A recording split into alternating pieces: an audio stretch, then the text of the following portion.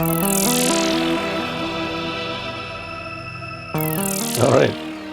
So today, I have with me on a good old natter with Mr. Jay Mundy. How you doing, mate? Howdy. Good. Thanks for having me on. Oh no, it's thanks for agreeing to come on the podcast. Yeah, of course, it's an honor. Nice to see you again, too, by the way. Yeah, nice to see you. I mean, you interviewed me first time around, didn't you? Yeah, that was fun. Yeah, that was great fun. Yeah. So that didn't get you demonetized or anything, then? I'm not even monetized, so no worries. No worries there. Yeah. Okay, Jay. I'm interested to see what questions you have lined up for me. I'm a little scared. Nothing major. It's I like this podcast to be as though we're two mates down the pub having a pint and see what happens. That's a good idea too. What was your first introduction to games and computers? Introduction to games would be the Pong game at the local fish and chip shop. They had a tabletop Pong game that I used to love to play. I don't think I was even a teenager then yet, because that would make sense because Pong came out so long ago. Yeah. But yeah, so that would be my first introduction to games, just playing the Pong game. And then after that, I graduated to, at the bowling alley, there was a truck driving game, very simplistic truck outline. You just control the cab and you're just basically driving down the street trying not to hit the walls. But I thought that was so much fun when I was a kid. The games were just being introduced back then. It was a really fun time to live through when you see all these new things just being introduced.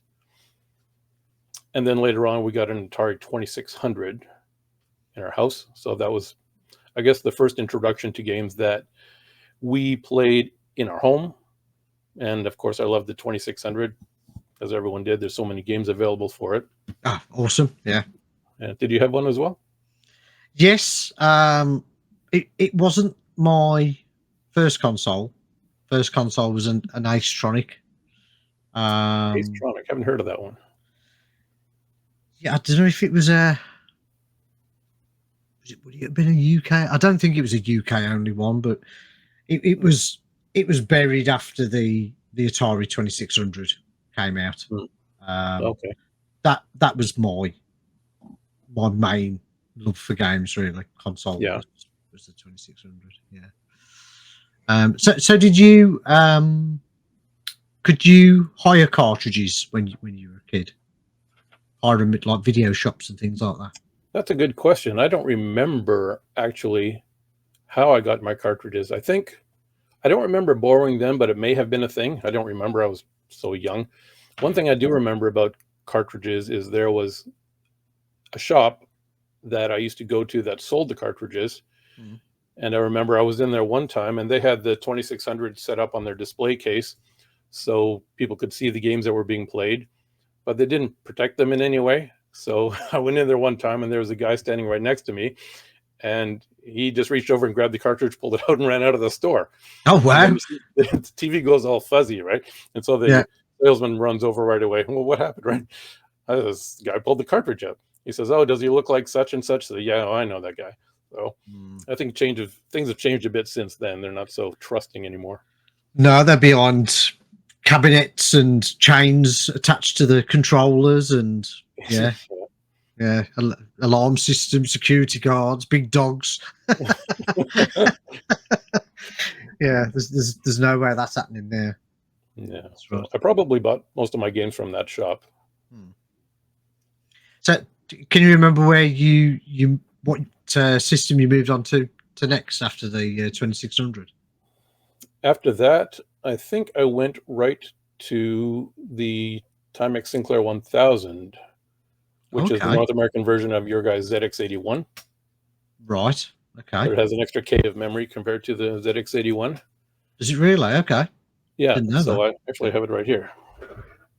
I keep it just as a souvenir. So I just like to look at it, right? So it's similar to your guys, I think, ZX81s, right? Yeah, it almost looks exactly the same. ZX81 up there. Yeah. Except you guys have a couple different keys. I think you have rub out instead of delete. Right. And instead of enter, you have new line, I think. But yeah, I think otherwise it's basically the same machine. Yeah. But so that was my first. So we obviously adapted, delete, and enter. Yeah. Afterwards, then, yeah. So then, of course, it has the RAM pack wobble issue. Right. Plug this into the back. I don't know if you had a ZX81 yourself. No, it was. Luckily, you skipped over that one. Yeah, I did. Yeah. So when you type on it, if the RAM pack wobbles at all, which it always does, you lose your entire program. Wow, that's a serious wobble as well, isn't it? Well, this one is because this one's actually empty. Okay, just okay. Yeah. Okay, yeah. It is a serious wobble. Yeah. I actually took out the circuit board and connected up a tactile keyboard to it, and never put it back in the case. So I did have to solve the RAM pack wobble, people would put Velcro on it or rubber bands or tape or something, but I just built an extension ribbon cable to connect the RAM pack to the computer, and that worked really well.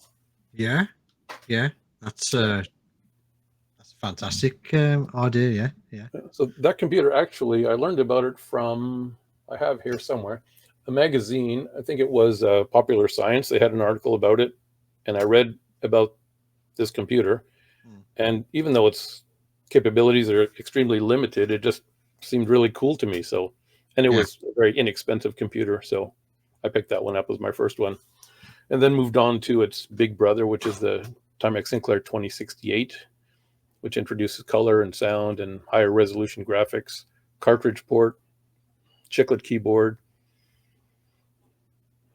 And with that one, I actually played Sinclair games on it, Spectrum games on it, mostly because here in Canada there weren't, well, as you probably know, there weren't Sinclair Spectrum computers. So we had the Timex Sinclair North American versions of what you guys had. Mm-hmm. But the resources and games and books and magazines were much more limited here. So there was hardly anything available. So my friend and I used to order once in a while games out of magazines from the UK. And so every once in a while we would get an actual Spectrum game, and I would use a ROM emulator cartridge in my Timex Sinclair 2068 computer that allowed me to play those British games, which of course there's a lot more of them. So I kind of grew up on Sinclair games on a Timex Sinclair computer. Right. Okay. Yeah. And was you subjected to good old piracy, where you made to do your a C60 or a C90 full of games? Actually, we didn't. There weren't very many people here that I knew that actually had this computer. It wasn't a very popular computer here. Right. I think the Commodore 64 was probably the most popular computer here, I'm guessing. Okay. So I didn't have many games, access to many games like that, unfortunately. But there was a Timex Sinclair user group here. And someone in the group had a big box of backed up games that he was selling. So they were not original games. I have a few original games, but not too many, which I recently ended up sending to Henrique of Spectrum Next fame. Right. Because he wanted to go through them and see if there might be something in there that is worth archiving. I'm not sure if you found anything or not. I'm guessing they're probably all pretty common games, but you guys would be more familiar with them than I would be here in Canada. The only one I can remember I wasn't able to get working was Samantha Fox Strip Poker. Oh, that was the one I most wanted to get working back then. Absolutely. Yeah, well, that was a common game. So yeah. Oh, was there a game involved in that one? I think so. Don't remember now. Though there was a black and white screenshot printout on the cover of the case, so at least I got some minimal access to what I would have experienced in the game. Yeah, I'm guessing back then, knowing how to play poker would have been impossible anyway. I don't know if I knew how to play poker back then or not. Yeah, I don't think I would have done. It would have just purely been, Samantha Fox's poker. Yeah, we'll try and load that up. For various reasons. Somehow I doubt for two big reasons. Two big reasons, yeah. I doubt they made that game very hard, though, somehow. That's it, yeah. So where did you move next, computer-wise? After the 2068, I got an Amiga 500. Nice. But with that one, I had no more involvement in programming like I did with the Timex and Sinclair computers. I was learning BASIC and just getting a bit exposed to assembly language. Yeah. But with the Amiga, it was just purely playing games. And after that, it was all IBM computers. Went to the boring IBMs. And I always wanted to develop games, even back then. But of course, it's really difficult to develop games on the original hardware, on the Spectrum computers or the Timex Sinclairs. Saving and loading to a cassette tape is really painful. Typing on those little keyboards is, you'd want to do cross-platform development, which is now possible with the Spectrum Next, of course, and other modern incarnations of vintage computers. So I always wanted to develop games, but then the whole world transitioned to IBMs and Apples. Apples were way too expensive for me, so I did have IBM clones. And so when I got my IBM computers, I thought, okay, how do you make games for this thing? It's not like a vintage computer you would buy back in the day. You bring it home, you open it up, and there's a manual inside the box that teaches you how to program in at least BASIC and maybe even machine code. So I thought, how am I going to program games for this thing? And I ended up asking around and seeing what language people use for making games. And the most popular response I got was C++. So I went and bought a copy of C++, in a box, when you used to be able to go and buy actual physical copies of programs and games in computer stores. Yeah. And it just sat on my shelf for years, literally, until maybe 10 years later. I thought, I'm finally going to try and make an IBM game using the C++, which I finally did. It was a very simple game of a text game of resource management for a colony that you're running, and you try and manage all your resources and your population and all that. But it was so painful to make it using C++, and I didn't know about any game development tools back then, so I made that one game and I gave up until I finally stumbled on the Specky Next, of course. Okay, so Specky Next was your introduction to getting back into the retro scene, I suppose. It was, yeah. I didn't even know there was a retro scene, actually, even after the introduction of social media and Facebook and all that. How I got back involved with it is every once in a while, I would just scan YouTube for videos on Sinclair related computers, Spectrum computers, just for nostalgia's sake, so I could just see these computers in operation again and see somebody using these computers. And I happened to stumble upon a video from Daryl Sloan. I think it was the original video he made when he first got his Specky Next, and he was showing how to power it up and just kind of introducing it. And I had no idea this thing even existed. And I thought, what is this computer? I've never heard of it. There's a new version of these Sinclair computers. And by that time, the first Kickstarter had already been done. So they had already shipped all the units. But I was still really excited about it, because now there's finally an upgraded, enhanced version of these computers I used to use back in the day that has hardware sprites and SD card saving and loading and different screen attributes with different levels and layers for different types of graphics. So I thought, this is the ideal platform for game development. So I ended up, I joined all the Facebook groups, and I even started my own Facebook group, and I got involved in everything and ended up getting a computer on eBay. So that was my introduction to retro computing, retro game development in modern times. And then, of course, I branched off into some other computers as I started to learn about this new modern retro gaming and retro computing scene, which is really exciting that the scene even exists and people our age are even interested in these things and keeping them alive. I think they're even more active now probably than they were back then. It's amazing. Yeah, I agree. Yeah, it was the Spectrum Next that got myself into this retro scene, because myself, like yourself, I didn't know there was a scene. I've always been into my games, consoles, computers. I'd had all these computers and they were all boxed away. All the consoles are all boxed away, and I was a PC gamer. And it wasn't until I tell a lie, it was Elite Dangerous when Elite Dangerous came out. Because of that connection of Elite, that retro connection, I got into that game, and then my son was getting into Minecraft, so I was doing a couple of YouTube videos with him together, and then I was doing shows and conventions to do with Elite Dangerous, and then we were running a retro room. So doing the retro room, and then the Spectrum Next came out, and it all seemed to just all gel together, which is why I started my YouTube channel. And I was, one of my questions is, what made you start your YouTube journey? My YouTube journey, yeah. So I wasn't originally intending on starting a YouTube channel, but when I was waiting for my Specky Next to arrive, I thought this is a perfect time to learn Z80 assembly language.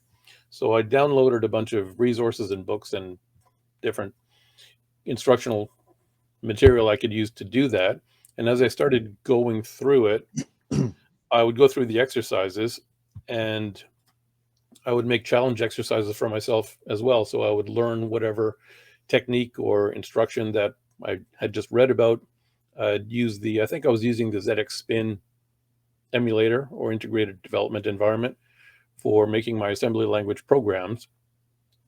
And I would come up with a challenge for myself to try out the next time I was learning this material to see if I remembered what I had learned. And I thought, well, maybe some other people might be interested in following me on my journey. Maybe they'd like to learn about programming, how to develop games, especially if I get to the point maybe where I'm actually making some good quality games, and people might find it interesting to go back and watch my journey from the beginning. So I thought, maybe I'll just document it on YouTube and see how it goes. And I mentioned this idea to my sister, and she says, well, you know what, if you do make a YouTube channel, maybe you should make a few videos first, just to see, first of all, if you're going to be able to keep it up, if you're actually going to maintain interest in having a YouTube channel. Because typically with me, I become interested in some topic and I go head first into it, and then I lose interest after a while. And so I thought, okay, I'll make some videos to see if I'm actually going to be able to maintain interest in having a YouTube channel. And also, when people go to my channel, I don't want them to just find one video, right? I want them to have a bit of a library they can look at when they first find me, when I'm just starting out. So that's what I did. I made, I think it was 10 videos, and I just had them queued up so they're ready to go, so I could release them all at once, so people would have a small library they could find once they found me. Yeah. But it kind of set me back. Well, actually, the whole YouTube journey in general has set me back, I think, a lot in my game development journey, for a couple of reasons. One reason is because when I first started my channel, I was at the point of starting to learn assembly language programming. So I already knew basic programming. I'd already made games in BASIC, and I was starting to learn assembly language programming. But I thought, other people watching my channel wanting to learn how to develop games themselves, they might not be at my level. They might need to start from the beginning and learn the introductory topics about computers and programming in general. So I thought, I'll go back and I'll start from the beginning. And this first batch of videos that I'll make, I'll start from the beginning, from people who maybe don't know much about computers at all, teaching counting systems, binary, and teaching them about the difference between BASIC and machine code and assembly language, and showing them about computer architecture, 8-bit computer architecture, how the different pieces interact with each other. And so then that would bring them up to the level I'm at. Then I could just continue my assembly language programming journey, which was the plan at least. But once I got to that point, of course, by then I discovered all sorts of other interesting things to explore, like Boriel Basic. I learned about that, and I made a I think, a couple of videos about that, how to set it up on your machine, how to set up different development environments for learning, well, for developing programs in BASIC and Next Basic and machine code. And of course, Boriel Basic now has, I think, had a bit of a resurgence now that a new book has been released covering Boriel Basic. I haven't purchased that book myself yet. It's thick. It's like 600 pages. It looks pretty daunting to try and dig into that thing. Wow. But it looks well written. I did download the introduction for the Kindle version. So I'm probably going to, when I'm back in my video game development journey, that's my plan, is to take a look maybe at Boriel Basic for the Specky Next. But then there's these other computers I'm interested in developing for as well, the Aquarius that I've made a game for. And so I've been really side railed as far as my Z80 assembly language original journey goes. And I haven't really gotten back to that much yet. I've made a few assembly language videos, but now the focus for me is I'm thinking, okay, well, I want to develop games, but do I want to develop games or do I want to learn assembly language, or both? Because game development, the easiest way for me to make a game is to just make it in BASIC, and I can have a game easily done using skills I already know. But of course, BASIC is limited. So then the next plan would be to use assembly language, but that's very tedious language to program in. There's only a few registers in the microprocessor to use, so you have to set up all the variables and everything in a very tedious way in the program. So having a tool like Boriel Basic, where you can just write programs in a sort of modified version of BASIC and compile it to run in machine code, then you're still getting the speed, not quite as much speed as you would get by writing it in pure assembly language, but it should be a lot easier to program in, since Boriel Basic is a much higher level language than assembly language. So that's kind of where I'm at right now, is trying to figure out where do I want to go next. And do I want to keep making YouTube videos? Because I don't get a ton of views. Not that I'm complaining, because I'm not doing it for money or views. I'm not even monetized. But I do get some positive feedback on my videos saying that they enjoy the content and they appreciate that I've made that and I'm teaching them something. So for me, that's worthwhile. But I think now and I've been saying this for months now, that I think I'm at the point now I have to make a decision. Do I want to focus on content that I think my viewers would find enjoyable? Do I want to make games? Or do I want to learn assembly language? Do I want to learn Boriel Basic? So there's so much to do in retro computing that it's hard to make a decision sometimes what to focus on when you want to focus on everything. Yeah. I still think that you're, I mean, if you're going to start Boriel Basic, then your journey, starting that to the end, if you like, that's quite a bit of content. So what is the main benefits of Boriel Basic over Spectrum Next Basic? So not just normal Basic, but Spectrum Next Basic. The main benefit is that Boriel Basic can be compiled into machine code, and then you run that compiled executable and it runs a lot faster than Next Basic, which runs as a interpreted language. So each line gets translated into machine code on the fly, one by one, as the program runs, which is super slow. Not on the Specky Next, it's not super slow. It's just the Specky Next kind of tricks you into thinking Basic is really fast, because the Specky Next is so fast, running up to 28 megahertz. Yes. Yeah. But if you're now compiling that Basic program into machine code, it'll be even faster. As we can see, with some programs have been written in Boriel Basic, like Bikers from Andy Laird. I think you interviewed him. Yes. Yeah. I think his program Bikers was written entirely in Boriel Basic, if I'm not mistaken, and that thing runs just like a machine code arcade game. Oh, you can't tell that that's Basic, can you, at all? No, it's not really Basic. I wouldn't categorize that as Basic. Right. Okay. So that's, to me, that's a massive advantage. So I can understand people turning to that language. I'm not too familiar with the syntax of it.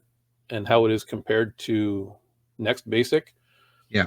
So it may or may not be easier to use. I don't know, but I suspect it just maybe has a slightly different syntax, but it should be similar in terms of, I think, understanding and being able to make a program in a high-level language.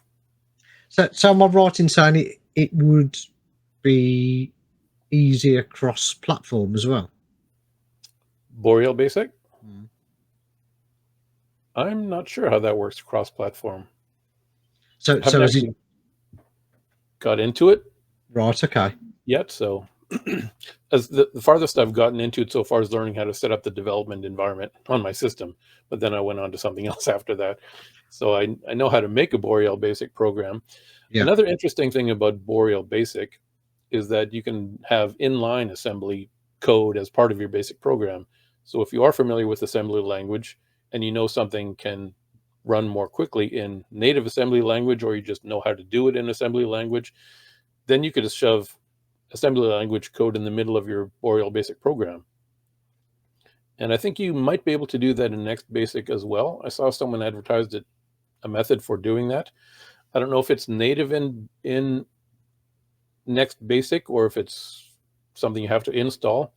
But I think that's a cool feature as well. If you can mix assembly language and Boriel Basic, that might be good for people who are wanting to make games and they already know Basic, but they want more performance. Then they could maybe migrate to Boriel Basic and then get better speed by just compiling their entire program. And maybe on the side, while they're learning assembly language, they could inject some pieces of it into their program until maybe ultimately they have an entire assembly language program. So that might be an interesting way to go as well. Wow. Yeah, that's an interesting way of thinking about it. Yeah. Yeah, and also some people, I think, even probably myself included, might not be really interested in learning to make an entire game out of assembly language. Like I said, it is a very tedious language, and once you're familiar with it, then I'm pretty sure that people who are familiar with it are fine with it. They don't have a problem with it. But compared to Basic, oh, it almost lost us again. Almost. you still, don't move. You're still there. Oh, it's trying. Yeah, it's definitely a connection issue somewhere. Yeah, I think we're okay. So what other questions do you have for me? Yeah. We can get through another half a question. That's it before we completely freeze. So, where was we? So what games? You say you've programmed some games yourself. How did that start, and what games have you made? The first games I made were on the Timex Sinclair 2068. I made a version of Pong and Breakout, and those ones I made in Basic. But I also had a Basic compiler for the 2068. So those ones, I had to modify the Basic program to meet the requirements of the compiler so that I could convert it into machine code. So those games actually ran really quickly because they got compiled into machine code ultimately. But those were my first two games that I made, basically Pong and Breakout. And that was back when I was a teenager. Yeah. And then there was a long gap between that and making the text-based resource management game I made on the IBM PC, maybe a decade and a half later. And then another long gap up until just recently, 3 years ago, when I started my current journey of learning to develop games.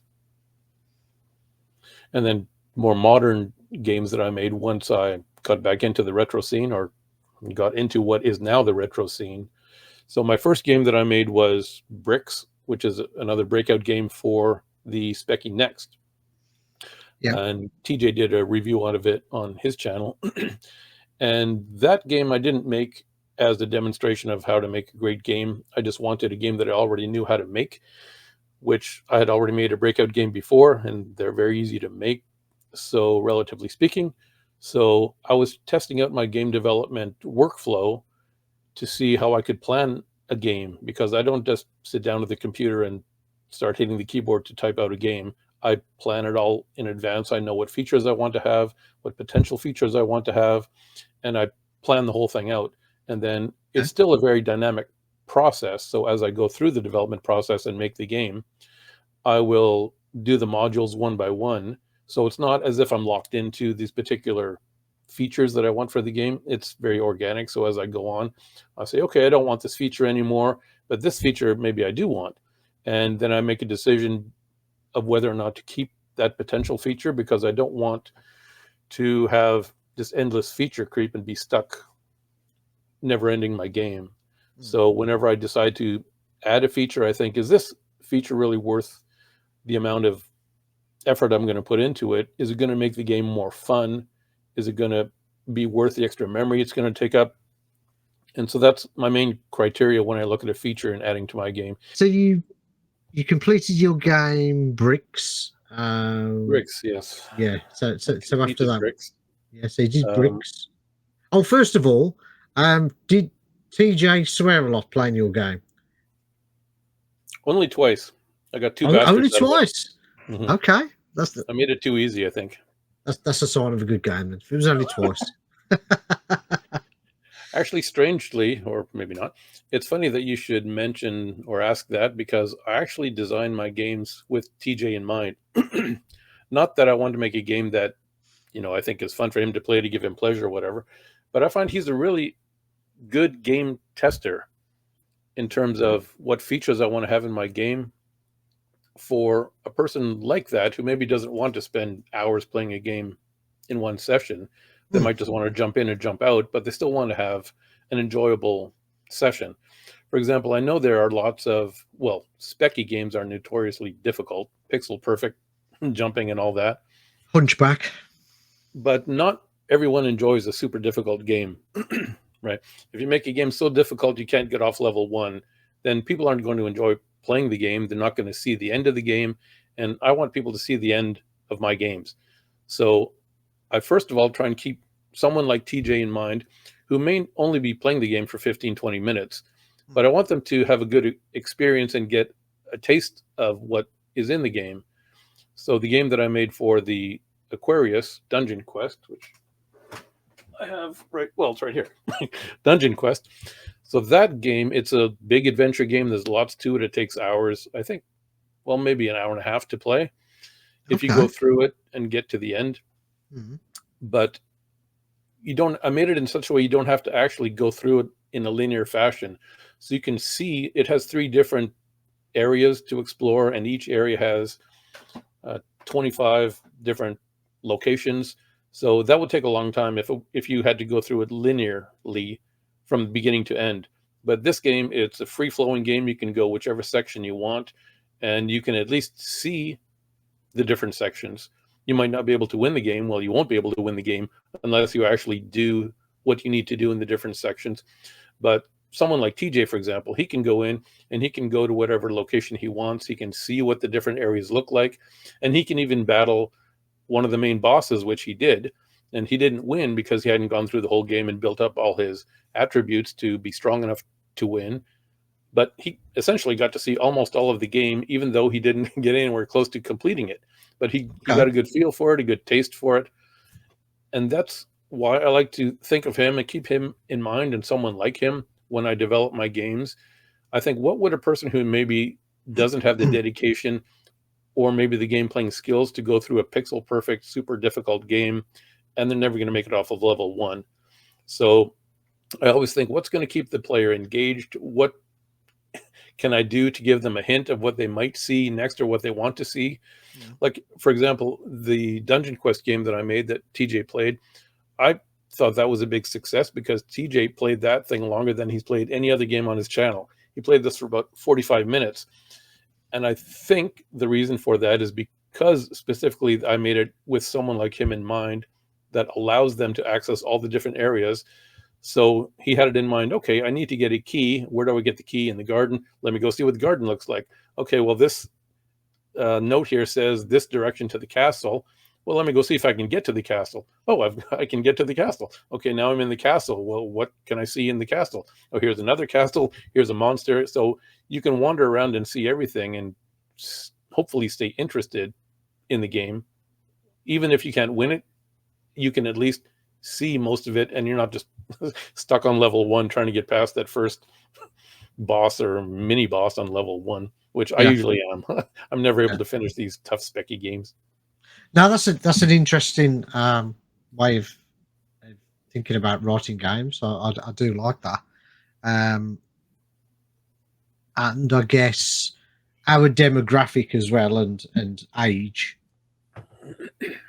not everybody's got time to spend a couple of hours playing a game. They do just want to nip on the machine for 30 minutes when they come back from work and have a quick play. And so I do get that. So the pictures behind you, are they all games that you've worked on? Yeah, Dungeon Quest is the one that I made for the Aquarius. And the interesting thing about nowadays, developing games nowadays, is that, for example, the Aquarius computer back in the day, nobody's going to make a game for the Aquarius the way it was originally back in the day, except for Roy Templeman. He's got some incredible dedication. He's in the Aquarius group. He makes games for the original Aquarius with all its limitations. And I think he probably programs it right on the Aquarius. I don't know, but he has developed, I think, at least 5 games now that are all available on cassette from Chronosoft. You can order for the Aquarius. Okay. And I couldn't imagine making a game on the Aquarius with its rubber keyboard and having to save it to an audio cassette tape. For me, that would just be too difficult. But he does, for example. But for me, I don't. And what I find exciting about developing games now is that some of these old computers have had some modern developments made for them that actually make it exciting to develop games. For example, the Aquarius, when it came out, it was horribly limited in terms of memory and capabilities, graphics, all that. I couldn't imagine trying to make a game for that computer with 1.7K of memory to work with without an expansion. But nowadays they have someone developed a device called a micro expander, which gives it 32K of RAM. You can now save and load to a USB stick, and you can connect controllers to this device, and it has an enhanced version of Basic, gives you more capabilities, which is what I look for when I look for a system to develop games for. Is, does it have modern media storage capabilities, SD card, USB stick? I'm not making games for audio cassettes. And do you have enough memory available to you? So with these new enhancements made for the Aquarius, that's why I was motivated to make this Dungeon Quest game, because I thought, with this new enhancement now, this computer, which originally was very limited, almost to the point of being crippled back in the day, it doesn't even have programmable graphics capabilities. It has a built-in character set. You use those characters, and that's all you have available. Okay. But with this new micro expander device, it gave you the capability to load and save onto USB sticks. So ultimately, you have no memory limitation whatsoever anymore. And you have an enhanced version of Basic. You have more powerful commands at your disposal. And also, when you're loading files off of the USB stick, for example, or even out of memory, you can load full screen images instantly. And another person in the Aquarius group, Matt Pills, he made a little video on his YouTube channel, which, it was a very short video, maybe 1 minute. It just showed a very simple animation of a little stick figure jumping around on the screen of his Aquarius. And I thought, wow, how is he getting such fast animation in full screen on a computer from the 1980s? And he was using this technique that I used to make Dungeon Quest, and I realized that these techniques could be used for a game such as this, where every time the character goes to a new location, then it instantly loads a new screen image. And there's no memory limitations, because it just loads all the screens directly off the USB stick. So going back to your games, I've just popped onto your Spriteworx.itch.io site. And I can see a few games on there: Escape from Retro Island, Dungeon Quest, Bricks, and Zorlak's Revenge. Mm-hmm. I take it there, apart from... Oh, okay. So there's 2 games that you've wrote for the Mattel Aquarius, Zorlak's Revenge and Dungeon Quest, and then you've done 2 games for the ZX Speccy Next: Escape from Retro Island and bricks. What's Escape from Retro Island? Is that like a text adventure game? It's not no, it's not a text adventure game. It's actually a game that I created to include as a type-in listing for the magazine that I made, which is on my itch page as well. Which Right. Yes. Right? You sent me a copy of that, didn't you? Yeah. Yeah. Awesome, that is. Yeah. Yeah. So Okay. I made that game as a type-in listing because I wanted a type-in listing for the magazine. Yeah. And it just kind of came together, and it's kind of an adventure game. You wander around an island. It's got simple letters as graphics, and it tells you when you're close to something that's interesting. It gives you a warning if you can sense danger nearby. Is it lethal danger? Is it just danger that's going to hurt you? Are you close to water? Because if you fall in water on this island, then you drown. And you have to just explore this island and find a key somewhere and bring the key to the location where a chest is hidden. And then once you open the chest, then you bring that treasure to the ferry boat captain, who will let you escape the island. So it's very simple graphics. It actually turned out to be a 4-page type-in listing, so it got a bit bigger than I intended originally. But I'm kind of proud of it. I think it has the potential to maybe be made into a more elaborate game. And then the other game for the Zorlax Revenge, I made that for the magazine as well. I'm not sure if I sent you a tape of that or not with the magazine. No, just the magazine. Yeah, which was awesome. Yeah. Oh, thanks. I'll say you've got Zorlak on a tape. Wow. Okay. Yeah, I wanted to pattern it after the original game that came for the Timex Sinclair back in the 80s, which was Fortress of Zorlak, which apparently not too many people have heard of, because when I developed this game, they're saying, "What's Zorlak? I've never heard of that." But anyway, I thought it was a cool game that was underrated, and I just like the idea of having this cool alien Zorlak be the lead in a game. And I wanted a cover tape for my magazine. So I wanted to bring back the old magazine where you have a cover tape that comes with it, and it has type-in listings inside, and it had an interview with Wayne Robbins. So I wanted it to be kind of a all-encompassing retro magazine with a cover tape, and so that's why I made that game, even though it looks like a game that was built for the Timex Sinclair computer. It has the exact same packaging as the original Zorlak game did with the Timex Sinclair computer, but I like doing kind of crossovers between different systems and also between different game genres. So that Zorlak game, it looks like it's packaged for a Timex Sinclair, but it's for the Aquarius.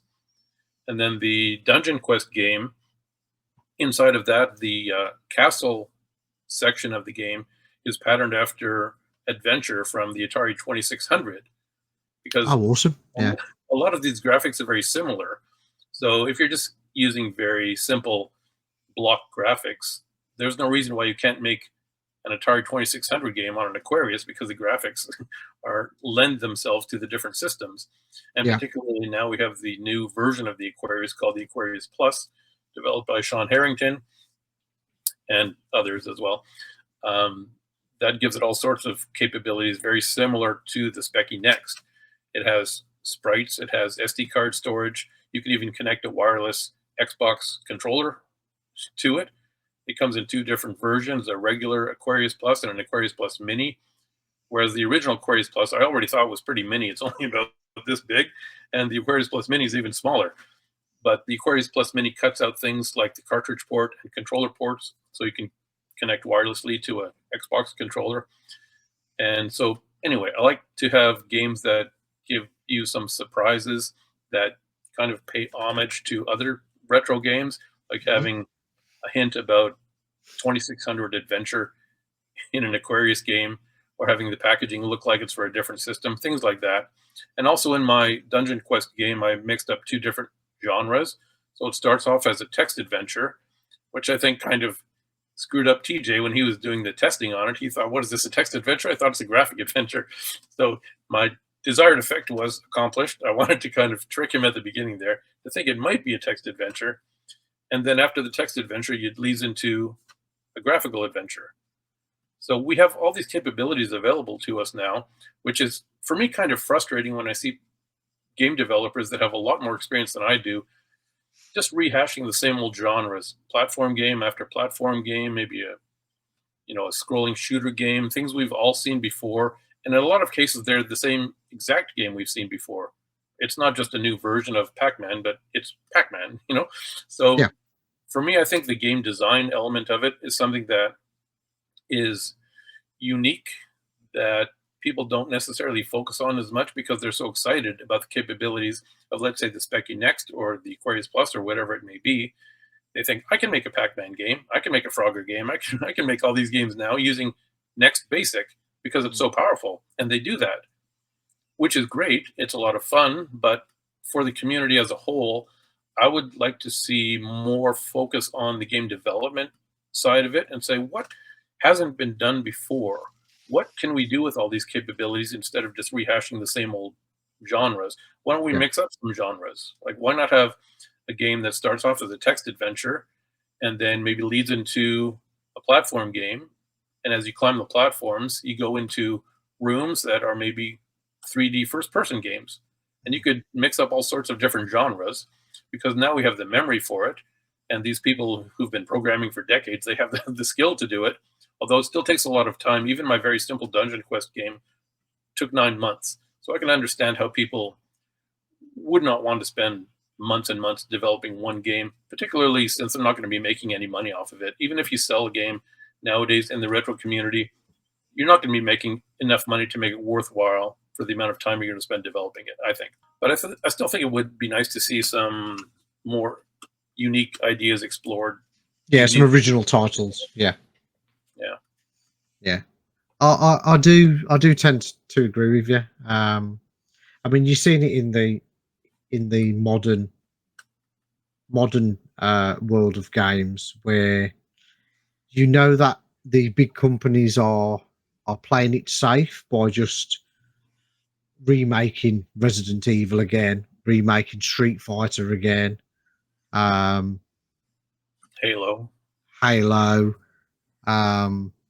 Yeah, there's been so many different remakes and remasters because it's safe. Yeah. They don't want to lose the money, and I get that, but I suppose at least we've got the indie scene where you could say, like yourself, like a bedroom programmer who, yes, you're going to be doing everything yourself and it'll take a long time, but you haven't got that pressure of the only pressure you've got is yourself of getting that game out there. You know, you've got nobody knocking on the door. Oh, where's my money? Where's my investment? Yeah. So, I mean, you can see a lot of money to make a game. It costs millions of dollars to make a game and thousands of man hours to make. But it shouldn't. But it shouldn't, should it? It's because the modern industry has become a corporate money machine. The game is secondary now. It's what can we do to make a quick buck almost. Yeah. And you've seen all these big companies falling. They're all going. You know, they're spending thousands and thousands on these licenses, and games come out and they're broken. And on day one, you've got like a 20 gig patch instead of it. Why you couldn't do that back in the 80s? You know, if a game was bugged on a cartridge, that was it. Yeah. So I'm all for the bedroom programmer and the indie scene, because original titles are constantly coming out for those machines, which is really good. Yeah, there is an indie scene even in modern game development. So the big companies aren't going to give us anything new, I don't think. No, not at all. Not at all. So where can people find you, Jay? I can see that you've got a YouTube channel, and you've got a itch.io channel. Yep. And you've also got a Patreon scheme. So they can find me there at my Spriteworx YouTube channel. Yeah. And my itch.io, spriteworx.itch.io. And I do have a Patreon, but I kind of regret it now, to be honest, Okay. because I'm not making, well, I am making money and I appreciate my patrons. It's very generous of people to support me and provide money because they believe in what I do. Mm. But at the same time, I'm not really doing this for the money. So I kind of feel guilty that I have people paying me for, what do I do? I make a game every maybe 1 or 2 games a year. And so I don't know, are my videos worth them paying for? I guess as long as they feel they're getting some value from it and they're happy to support me, that's good. I just kind of feel guilty accepting money from people when I'm not really sure of the value I'm providing to them Yeah. in my Yeah, that's it. content. That's interesting because I don't know if you remember when we had our chat where you interviewed me. I think you asked me about Patreon, and for those reasons you've just given, was the reason why I hadn't done it. Yeah. But at the end of the day, I think it takes time. If you're doing YouTube videos and you're doing all the editing, you're doing your thumbnails yourself, the artwork, you're putting the time in, then I think it's nice to have something for it. Yeah, we're not going to make a career out of it, or we've both got full time jobs, I presume. Um, We do. um, but I think if somebody wants to buy us a pint, as such, Yeah. and as long as there's some little benefits, and I'm just looking at what you're giving, mentioning the credits of the games. People love Yeah. stuff like that. People love stuff like that. Early bird access to videos before they're published on YouTube. I think that's really cool. Private Facebook group. That's going to take some moderation, I suppose, and some time. Yeah, the private Facebook group was intended for me to upload content for people who are Patreon. So I'd upload maybe games or code snippets or documents or something that I had access to. Even books that I found online that are freely available, they could go find for themselves, but they Yeah, find it all in one place in the file section of my. I don't really keep up with those freebies anymore because I find when you offer exclusive things to people for different levels, different tiers of your Patreon, for me, it was challenging because I think, okay, what should I offer at different levels? I'm going hmm, to get early bird access to videos, for example, but then that's really hard, at least for me, to maintain because when I make a video, then I would publish it to Patreon and then I just would hang on to it for a month until it goes out on my YouTube. So, and by then the content might be kind of screwed up with the order of the other videos I want to make that relate to each other. A lot of my yeah, videos relate back and forth. So for me, it's not practical to do that aspect of it. hmm, And I don't put people's names in the feed on my YouTube videos. So it's like, I'm not really sure what I'm offering them. So it's like you said, we're not going to get rich off of this. At least I'm not. So for people like probably you and me, we might get a free beer out of it every now and then, a free coffee from yeah, people supporting us, which is great. Other people like you, like TJ on his channel, he mentions that he uses the money to pay for his internet connection. So he's got more supporters, obviously, than I do, but something like that is valuable. He's not getting rich off it either, but if it pays for your internet connection and allows you to provide a better service, more content with faster speeds, I think it's a good thing to offer people if they want to contribute. And some people say that they want to contribute, but there is no way to do it. So they say, how can I contribute? So I thought it would be good just to have something set up for people who want to contribute to show their appreciation for what we do. yeah. So you've just got the one tier. Right now, I think right now I don't even have any tiers. I just let people choose whatever they want. If they want to put $1, they can put $1. And if they want to put more than that, they can. Before Oh, I had okay. 3 tiers set up, but then trying to maintain the different rewards that I offer people at the different tiers, I found was too onerous to try and do that. And I kept Yeah. changing the different rewards, and it wasn't working for me. So I just said, okay, you can contribute whatever you want, and if you want to support me, you can. It's like buy me a coffee now and then. Yeah, it bothers me about the. I'm warming to the idea of it, but then at the end of the day, I'm already running 3 YouTube channels. I've just started up my Twitch channel again. Okay. So to run that as well, that is a lot of. I mean, I'd have plenty of content for it, I suppose, but it's like what you say. Does that mean I've got to hang on to stuff for a little bit, and then by the time I've released it, it's then going to be out of date. Sometimes you have to rely on the algorithm, don't you, and being current. Yeah. So yeah, not so sure. Yeah, it's tricky. You can always set up a Patreon and just leave it sitting there without promising rewards, without having to update. You don't have to put content on Patreon. And I suspect very few people, well, I don't know about in general, but even me, if I was contributing to someone on Patreon, I'm not going to watch their videos on Patreon unless it's early bird access. I'm just going to watch them on YouTube. It's a much more convenient for me platform to view it. So if people want to contribute and buy me a beer, that's great. Then there's nothing really that I can think of that I can offer as a reward that would be easy for me to maintain and be worth their while. So now I just let them contribute whatever they want, if they want to. I don't have many Patreons anyway, but the ones I do have, I appreciate, because it shows you have some support in the community. Yeah. And when your videos don't get many views, in the low hundreds of views, you might think, well, why don't I just spend my time doing my hobby instead of videoing about my hobby?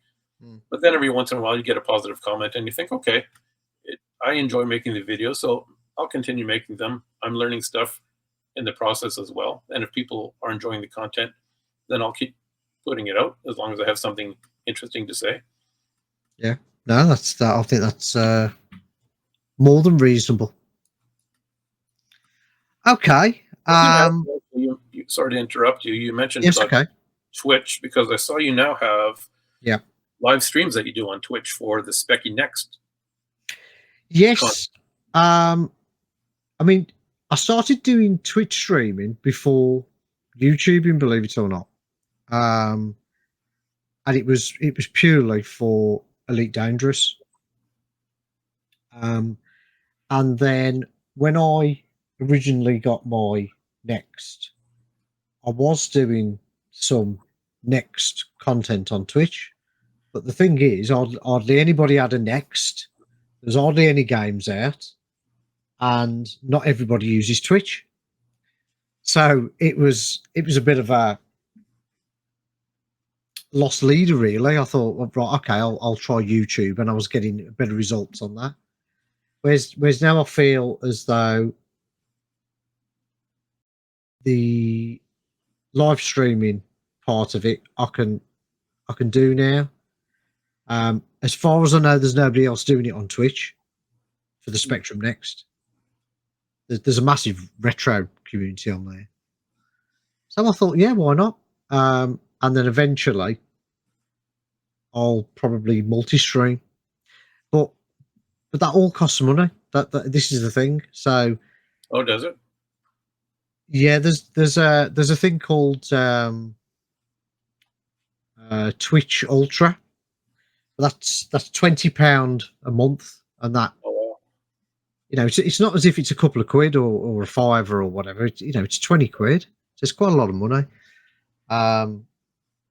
You have to pay that just to be able to stream on Twitch? No, you have to pay that to multi-stream. There's other benefits, but the main benefit that I can see is the multi-streaming. So I could literally stream to Facebook, Steam, YouTube, Twitch, all at the same time. I have done multi-streaming before, but that was when it was free. But they caught on to that. So yeah. Yeah, because I was thinking it would be cool if you had streaming on YouTube, because it's like I don't have a Twitch account, for example, and probably others don't. So yeah, other retro people streaming on YouTube.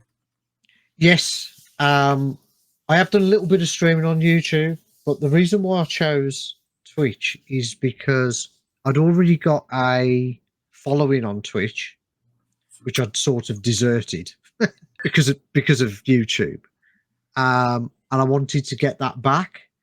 And there's a lot of social interaction with Twitch. There's a lot more things that you can do and get your viewers involved in. A lot more than YouTube. So yeah, I'll get there with the multi-stream, but that is the plan. I think YouTube is the streaming platform now for everything, isn't it? With all your technical gadgets in your office there, you seem like you have multiple cameras set up. Is it possible to, let's say, just have a separate laptop streaming YouTube and another one streaming your Twitch if you wanted to? If I wanted to go, yeah, if I wanted to do that, I could do that. Yeah.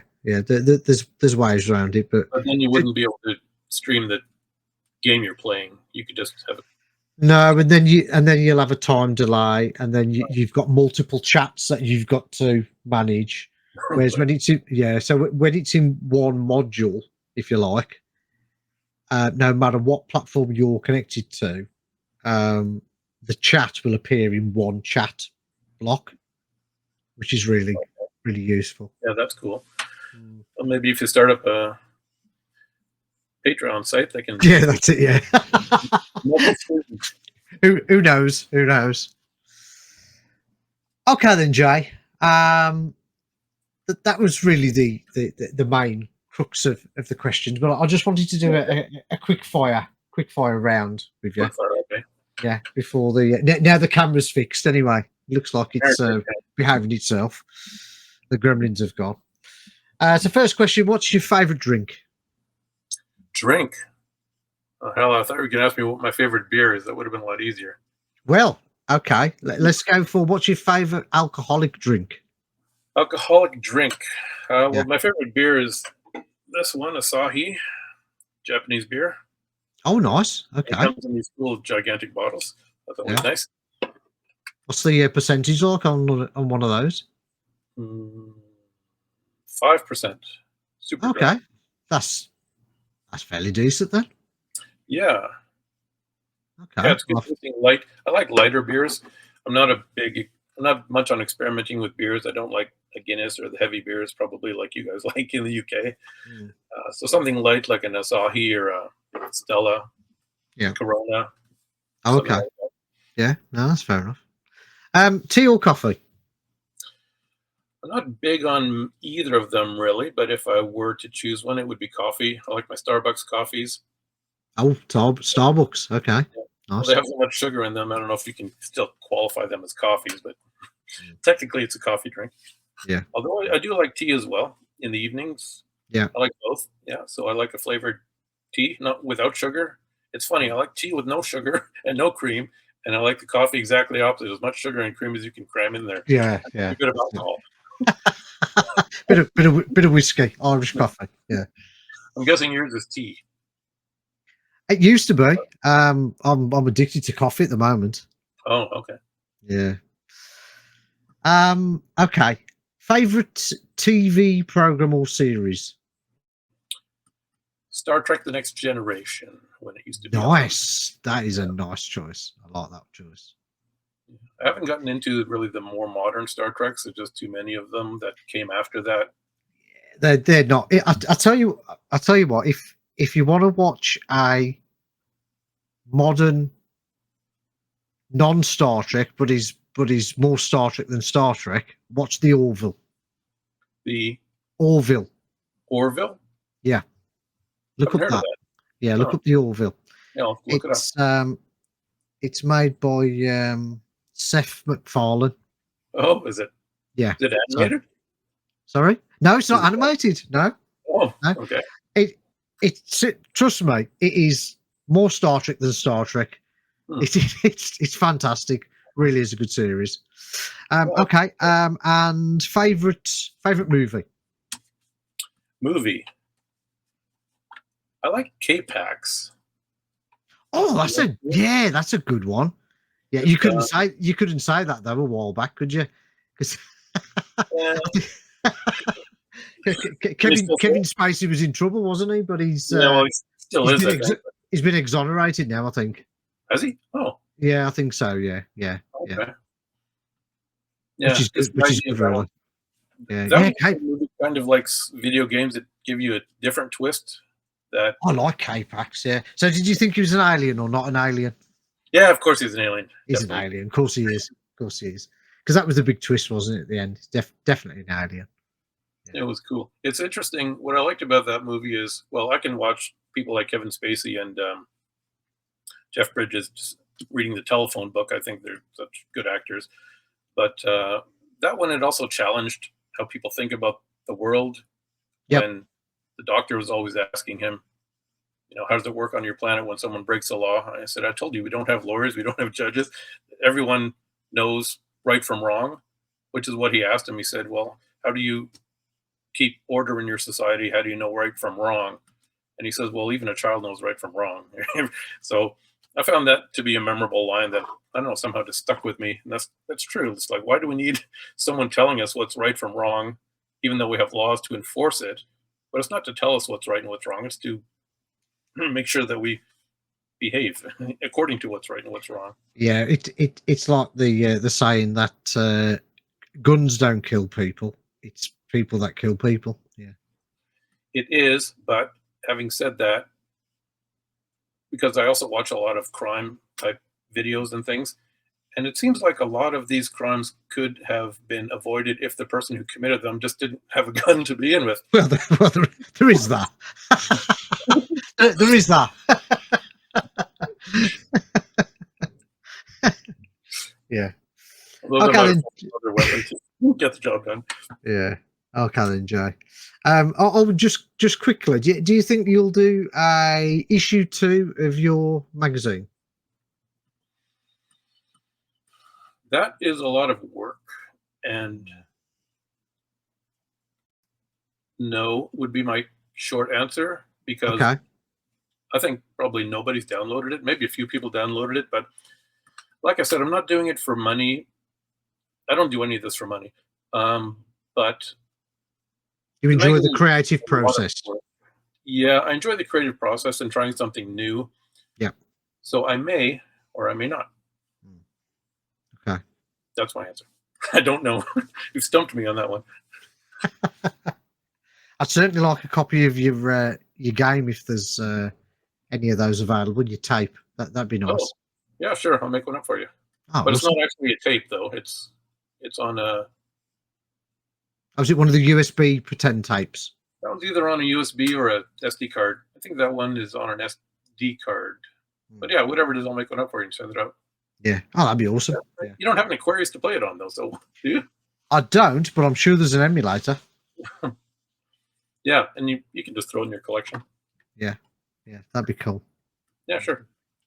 All right, then, Jay. Cheers for doing this. We got there in the end with all the pauses and the camera breakdowns, and I've got my work cut out with the editing. That's fine.